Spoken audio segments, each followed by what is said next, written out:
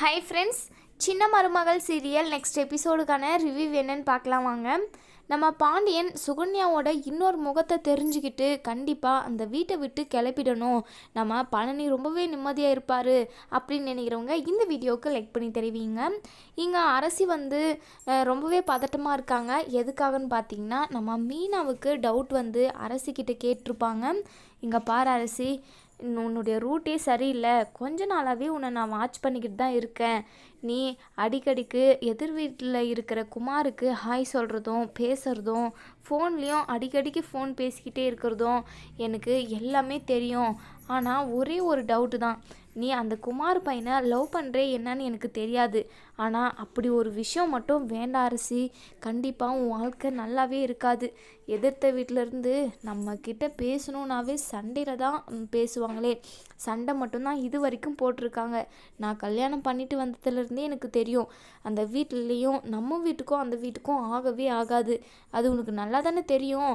ஆனால் அப்படி இருந்துமே நீ பேசுகிற மாதிரி எனக்கு டவுட் ஆகுது.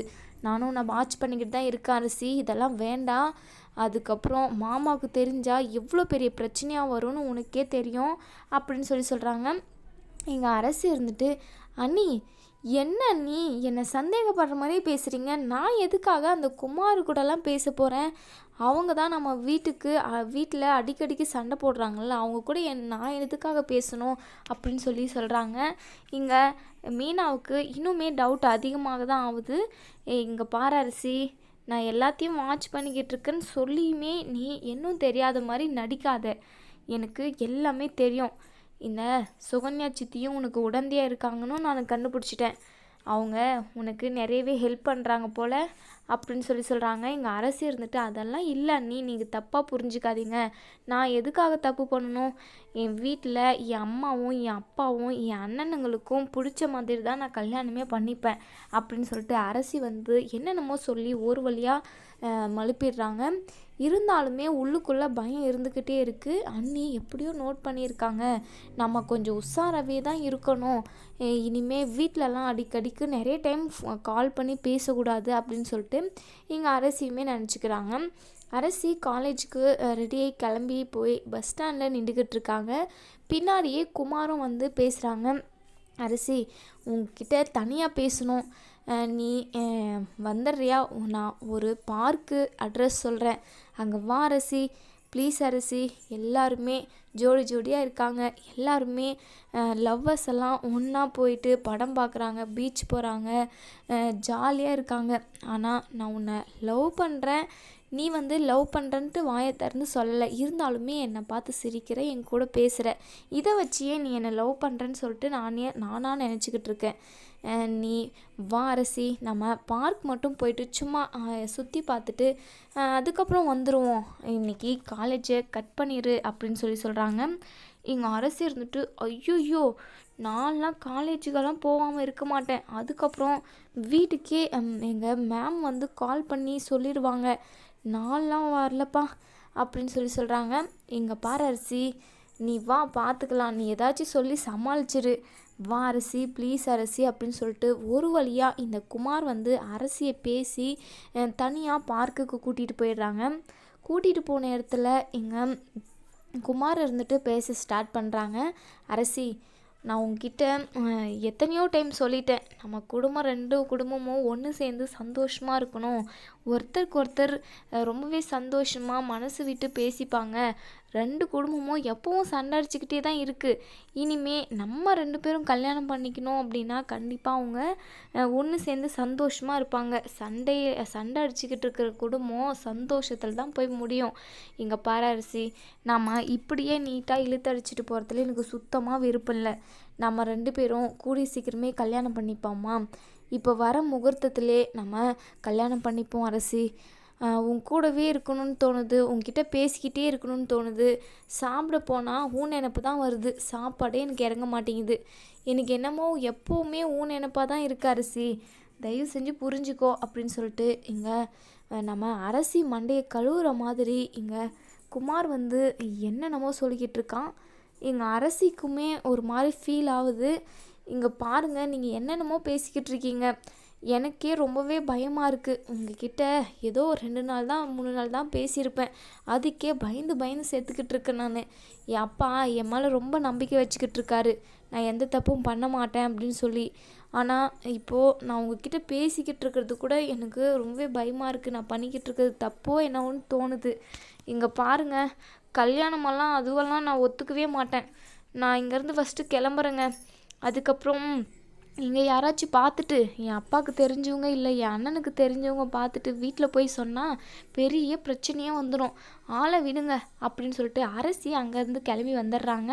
இங்கே குமார் இருந்துட்டு, ச்சே இன்றைக்குமே கல்யாணத்துக்கு சம்மதம் வாங்கவே முடியலையே, இந்த அரசியை எப்படி தான் கவுக்கிறதுனே தெரியலையே, கொஞ்சம் உஷாராக தான் இருக்கிறா, ஆனால் இருந்தாலும் அவள் நம்ம வலையில் விழுந்துட்டா அப்படின்னு சொல்லிட்டு இங்கே இந்த குமார் வந்து யோசிச்சுட்ருக்காங்க. எப்படியாவது இந்த முகூர்த்தத்துலேயே அரசி கழுத்தில் தாலி கட்டிடணும், அந்த பாண்டியன் குடும்பமே சுக்குநூறாக போகணும் அப்படின்னு சொல்லிட்டு இங்கே குமார் வந்து நினச்சிக்கிட்டு இருக்காங்க. வீட்டுக்கு போகிறாங்க. வீட்டுக்கு போனதுமே இங்கே சக்திவேல் கிட்ட, அப்பா அந்த அரசியை எப்படியாவது மனசை மாற்றி கல்யாணம் பண்ணிடலான்னு பார்த்தா கொஞ்சம் உஷாராகவே இருக்கிறாப்பா, அவங்க அப்பாவுக்கு பயப்படுறா போல், அது மட்டும் இல்லாமல் அவங்க அப்பா அவன் மேலே நிறையவே நம்பிக்கை வச்சுக்கிட்டு இருக்காரு போல், அதனால தான் அவள் நான் கூப்பிட்டதும் வர முடியல, இருந்தாலும் என்னை அவளுக்கு மனசளவில் ரொம்பவே பிடிச்சிருச்சுப்பா, கண்டிப்பாக அவளை இந்த முகூர்த்தத்திலே அவளை மனசை மாற்றி அவள் கழுத்தில் தாலி கட்டிடுவோம்ப்பா. அதுக்கப்புறம் நீங்கள் என்னெல்லாம் நினச்சிங்களோ, அந்த குடும்பத்தை எப்படியெல்லாம் பழி வாங்கணும்னு நினச்சிங்களோ அதை அரசி மூலமாக பழி வாங்கிக்கலாம். அரசியை வந்து கொடுமைப்படுத்தக்கூடாதுப்பா, அரசியை நம்ம பக்கம் இழுத்துக்கிட்டு அரசியால் அந்த குடும்பத்தை அவங்க சுக்குநூறாக நொறுக்கணும்ப்பா அப்படின்னு சொல்லிட்டு இங்கே நம்ம குமார் வந்து சக்திவேல்கிட்ட சொல்கிறாங்க. சக்திவேல் இருந்துட்டு, டேய் நீ ஃபஸ்ட்டு அந்த பிள்ளைய கல்யாணம் பண்ணு, அதுக்கப்புறம் நான் பார்த்துக்கிறேன் அப்படின்னு சொல்லிட்டு இங்கே சக்திவேலும் குமாரும் பேசிக்கிட்டு இருக்காங்க. அதுக்கப்புறம் இங்கே நம்ம அரசி வீட்டுக்கு வந்ததுமே சுகன்யா இருந்துட்டு, என்ன அரசி குமாருக்கு பார்த்து பேசுனியா, அவன் பாவம் நீ இல்லாமல் சோறு தண்ணி கூட சாப்பிடாம இருக்கான், பாவம் அவன் அப்படின்னு சொல்லிட்டு இங்கே சொல்லிக்கிட்டு இருக்காங்க. அரசி இருந்துட்டு, அத்தை எப்போவும் அவரை பற்றி பேசிக்கிட்டு இருக்காதீங்க, எனக்கு படிப்பும் நிறையவே இருக்குது, அதை நான் பார்க்கணும் அப்படின்னு சொல்லிடுறாங்க. இங்கே சுகன்யாவுக்கு முகத்தில் அடித்த மாதிரி இருக்குது, ஆனால் சைலண்ட்டாக வந்துடுறாங்க. இங்கே நம்ம பாண்டியனும் பழனியும் வேலை முடிச்சுட்டு வராங்க. இங்கே நம்ம பாண்டியன் இருந்துட்டு, பழனி சுகன்யாவை நீ எங்கேயோ படத்துக்கு கூட்டிகிட்டு போகிறேன்னு சொன்னல, நீ கூட்டிகிட்டு போ அப்படின்னு சொல்லிட்டு சொல்கிறாங்க. அதுக்கப்புறம் இங்கே நம்ம பழனி வந்து, சுகன்யா நீ படத்துக்கு போகலாம், நீ ரெடி ஆகிட்டு வா அப்படின்னு சொல்கிறாங்க. சரி சரி அப்படின்னு சொல்லிட்டு இங்கே சுகன்யாவுமே ரெடி ஆகிட்டு வராங்க. 2 பேரும் படம் பார்க்குறதுக்காக போயிடுறாங்க. மறுநாள் காலையில் இங்கே நம்ம சுகன்யா வந்து சக்திவேல் வீட்டுக்கு போகிறாங்க. போனதுமே எல்லாருமே விசாரிக்கிறாங்க, எப்படி இருக்கீங்க அப்படின்னு சொல்லிட்டு. இங்கே நம்ம வடிவு கேட்குறாங்க, அங்கே அவங்க வீட்டில் அவனுக்கு எல்லாமே கம்ஃபர்டபுளாக இருக்குல்ல, ஆனால் அவங்க வீட்டில் ரொம்ப சந்தோஷமாக இருக்கலாம், அவங்க வீடு சின்ன குருவி கூடு மாதிரி ரொம்பவே நல்லாயிருக்கும், ஆனால் என்ன ஒன்று அங்கே போக முடியாது அதுதான் அப்படின்னு சொல்லிட்டு வடிவும் பேசிக்கிட்டு இருக்காங்க. இங்கே சுகன்யா இருந்துட்டு, ஆமாம் குருவி கூடு மாதிரி தான் இருக்குது, ஒழுங்காக ஒரு ரூம் இல்லை, ரூம் இல்லாமல் மற்றவங்க ரூமில் படுத்துக்கிட்டு இருக்கோம், அது மட்டும் இல்லாமல் அந்த ரூம் அவ்வளோவோ கம்ஃபர்டபுளாகவே இல்லை, பெட்டு சின்னஸாக இருக்குது, அப்படியே குத்துது, அது மட்டும் இல்லாமல் கொசு கடி, அப்படியே மூச்சு முட்டுற மாதிரி இருக்குது அந்த ரூமு, அங்கே போயிட்டு நான் தான் அவஸ்தைப்பட்டுக்கிட்டு இருக்கேன், இவர் சொன்னா கூட கேட்கல, நம்ம மன்னனுங்க வீட்டுக்கே போயிடலான்னு சொல்லி கூப்பிட்டா கூட வரமாட்டேங்கிறாரு, இவரை என்ன பண்ணி திருத்துறதுன்னே எனக்கு தெரியல, நான் தான் அந்த வீட்டில் போயிட்டு கஷ்டப்பட்டுக்கிட்டு இருக்கேன், இதே வீட்டில் இருந்திருந்தால் நான் சந்தோஷமாக இருந்திருப்பேன் அப்படின்னு சொல்லிட்டு சுகன்யா சொல்கிறாங்க. அதுக்கப்புறம் இங்கே குமார் வந்து வராங்க. என்ன சித்தி எப்படி இருக்கீங்க அப்படின்னு சொல்லி கேட்குறாங்க. அவன் நல்லா இருக்கேன்ப்பா அப்படின்னு சொல்கிறாங்க. அதுக்கப்புறம் இங்கே நம்ம சுகன்யாவும் குமாரும் தனியாக போய் பேசுகிறாங்க. குமார் இருந்துட்டு சுகன்யா கிட்டே சொல்கிறாங்க, சித்தி உங்களால் எனக்கு ஒரு வேலை ஆகணும் சித்தி அப்படின்னு சொல்கிறாங்க. சொல்லுப்பா, நீ என்ன வேலை சொன்னாலும் நான் செய்கிறேன், இந்த சித்தி உனக்காக இருப்பேன், நீ என்னன்னாலும் சொல்லுப்பா, நான் செஞ்சு கொடுக்குறேன் அப்படின்னு சொல்கிறாங்க. இங்கே குமார் இருந்துட்டு, அது ஒன்றும் இல்லை சித்தி, அரசிக்கிட்ட பேசி எப்படியாவது நீங்கள் கல்யாணத்துக்கு சம்மதம் வாங்கணும், இப்போ வர முகூர்த்தத்துலேயே அவளுக்கு தாலியை கட்டணும், அந்த கல்யாணம் மட்டும் முடிஞ்சதுன்னா அந்த பாண்டியன் குடும்பத்தவே ஒரு ஆட்டி எடுத்துடலாம் அப்படின்னு சொல்கிறாங்க. இங்கே சுகன்யா இருந்துட்டு, சரிப்பா நீ கவலைப்படாத, நான் அரசியை எப்படியாவது பேசி கோவிலுக்கு கூட்டிகிட்டு வந்துடுறேன், நீயும் வந்துரு அப்படின்னு சொல்கிறாங்க. எங்கள் குமார் இருந்துட்டு, சூப்பர் சித்தி, செம்மையாக ஐடியா பண்ணுறீங்க, சரி நீங்கள் போயிட்டு இது என்னது அரசியோட மண்டையை கழுவ பாருங்க, ஏன்னா அவங்க அப்பா பாசத்தில் என்கிட்ட பேசக்கூட வரமாட்டேங்கிறா அப்படின்னு சொல்கிறாங்க. சரி குமார் நான் போகிறேன் அப்படின்னு சொல்லிட்டு சுகன்யா வந்து இங்கே அரசிக்கிட்ட பேச வராங்க. அரசி, உங்ககிட்ட ஒரு முக்கியமான விஷயம் பேசணும். குமார், நீ அவனை கல்யாணம் பண்ணிக்கிறதுக்கு எந்த ஒரு முடிவும் சொல்லாததுனால அவன் கையிலேயே உன் பேரை நெருப்பால் குத்தினுங்கிறான் அரசின்னு சொல்லிட்டு. அது மட்டும் இல்லாமல் அவனுக்கு 2 நாளாக செம்ம ஜுரம், ரொம்பவே ஜுரத்தில் படுத்துக்கிட்டு இருக்கான். உன்னை கல்யாணம் பண்ணாதான் அவனுக்கு அந்த ஜுரம் எல்லாமே போகும். அவனுக்கு அந்த பயம் விழுந்துருச்சு, எங்கே நீ அவனை கல்யாணம் பண்ணாமல் போயிடுவியோ அப்படின்னு சொல்லிட்டு பயந்துட்டான். இங்கே பாரு அரசி, அவன் உயிர் பொழைக்கணுன்னா, அவன் சாகிற நிலைமையில் இருக்கான், அவன் உயிர் பொழைக்கணுன்னா நீ அவனை கல்யாணம் பண்ணிக்கணும். இப்போ வர முகூர்த்தத்திலே கல்யாணம் பண்ணிடலாம். கல்யாணம் நடந்துருச்சுன்னா அதுக்கப்புறம் எல்லார் கோபமும் தணிஞ்சிரும். என்ன ஒரு 2-3 வார்த்தை திட்டுவாங்க, அவ்வளோதான். அதுக்கப்புறம் எல்லாரும் ஏற்றுப்பாங்க, 2 குடும்பமும் ஒன்று சேர்ந்துரும். அப்படி இப்படின்னு சொல்லிட்டு இங்கே ஒரு வழியாக அரசியை வந்து கல்யாணத்துக்கு ஓகே சொல்ல வச்சிடுறாங்க. இருந்தாலுமே அரசிக்கு உள்ளுக்குள்ளே ரொம்பவே பயமாகவே இருக்குது. இவ்வளோ கஷ்டப்பட்டு அப்பாவும் அம்மாவும் வளர்த்தாங்களே, அவங்களுக்கு தெரியும் அம்மா கல்யாணம் பண்ணுறது கரெக்டாக இல்லை, என்ன அவசியம் அப்படின்னு சொல்லி யோசிக்கிறாங்க. ஆனால் இங்கே அரசியை சுகன்யா வந்து தனியாகவே விடுறதில்ல. எப்படியானா ஒன்று அவங்கள வந்து குமார் ஞாபகத்திலே இருக்க வைக்கிறாங்க. அதுக்கப்புறம் இங்கே அரசியை வந்து கூட்டிகிட்டு போகிறாங்க கோவிலுக்கு. இங்கே குமாருமே தாலியோடு ரெடியாக வராங்க. இங்கே ஐயர்கிட்ட சொல்லி 2 பேரும் வெறும் மாலையை மட்டும் மாற்றி இங்கே குமார் வந்து அரசி கழுத்தில் தாலியுமே கட்டிடுறாங்க. அரசி ரொம்பவே பயங்கரமாக அழுகுறாங்க. அத்தை, வீட்டுக்கு தெரிஞ்சிச்சுன்னா என்ன நடக்குன்னே தெரியல, அப்பா ரொம்பவே வருத்தப்படுவார், அவர் என் மேலே ரொம்ப நம்பிக்கை வச்சுக்கிட்டு இருந்தார், அது மட்டும் இல்லாமல் என் அண்ணனுங்களை கூட அடிச்சிருக்காரு, திட்டிருக்காரு, என்ன இது வரைக்குமே ஒரு நாளும் திட்டிருக்க மாட்டார். ஆனால் இப்படி ஒரு விஷயத்த நான் பண்ணிட்டேன், இவ்வளோ பெரிய காரியத்தை பண்ணிட்டேன், இந்த விஷயம் மட்டும் அப்பாவுக்கு எங்கள் குடும்பத்துக்கெல்லாம் தெரிஞ்சிச்சுன்னா ரொம்ப வருத்தப்படுவாங்க, யாருமே என் கூட பேச மாட்டாங்களா அத்தை அப்படின்னு சொல்லி கேட்குறாங்க. இங்கே சுகன்யா இருந்துட்டு, அப்படியெல்லாம் இல்லைம்மா, கண்டிப்பாக ஏதோ கோவத்தில் 4 வாரத்தை விடுவாங்க, அவ்வளோதான், அதுக்கப்புறம் எல்லாருமே ஒன்று சேர்ந்துருவாங்க அப்படின்னு சொல்லிட்டு சுகன்யா வந்து இங்கே குமாரையும் அரசியையும் வீட்டுக்கு கூட்டிகிட்டு போகிறாங்க.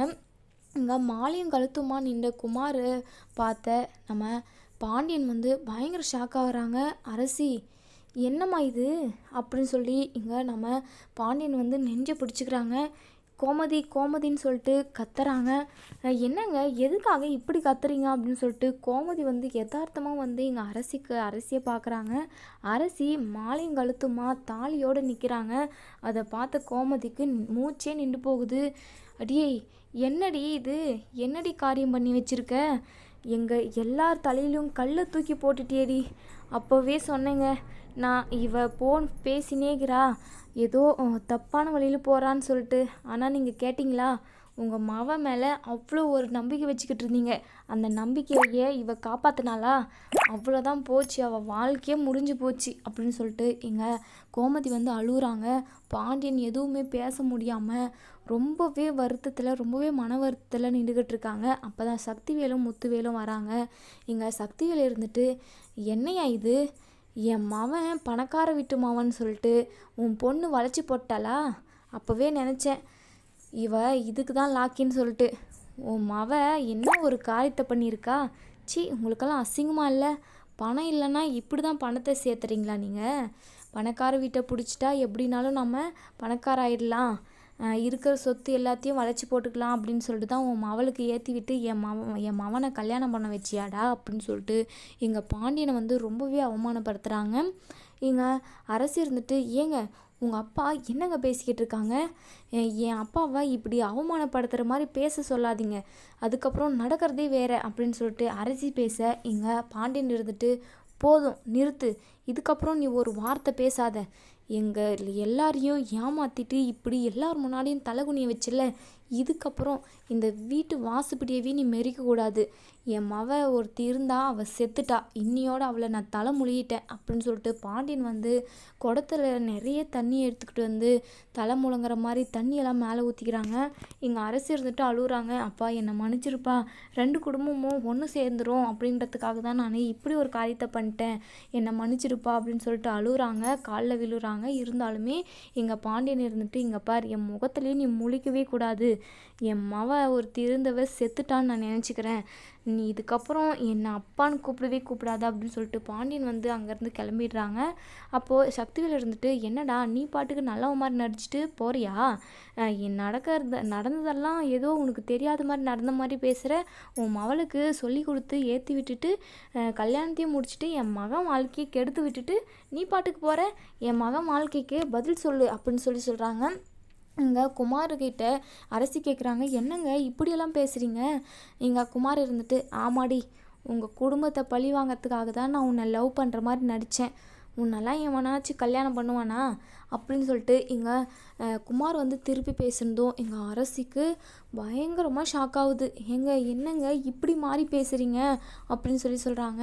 எங்கள் கோமதி இருந்துட்டு, உனக்கு தேவைதாண்டி, இதெல்லாம் தேவைதான், உன்னெல்லாம் பொத்தி பொத்தி வளர்த்தோம்ல, எங்களுக்கு நல்ல ஒரு பாடத்தை புகட்டிட்ட, அவ்வளோதான், உன் வாழ்க்கை முடிஞ்ச மாதிரி தான், அந்த வீட்டில் போயிட்டு கஷ்டப்படு, எல்லாம் உன் தலையெழுத்து அப்படின்னு சொல்லிட்டு இங்கே கோமதி வந்து அழுகுறாங்க.